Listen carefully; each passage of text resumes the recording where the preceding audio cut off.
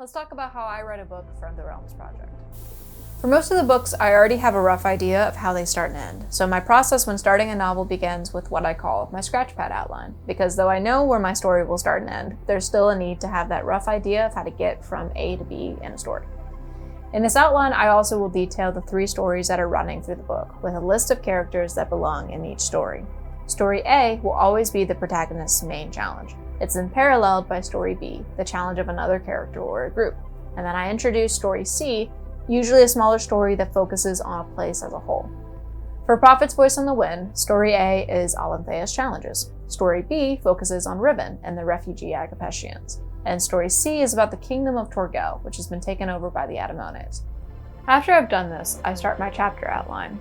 In the document I use to write my rough draft, I go chapter by chapter and detail how we get from the beginning to the end of the book, detailing which chapters will be devoted to Story A, B, C, or bits of each. As more details are added through the writing process, the outline changes and adapts to the needs of the story, until I finally have a rough draft. After my rough draft, I start editing, making multiple drafts as I not only fix moments of awkward writing, but also review the plot and review the dialogue to bring more distinction between characters.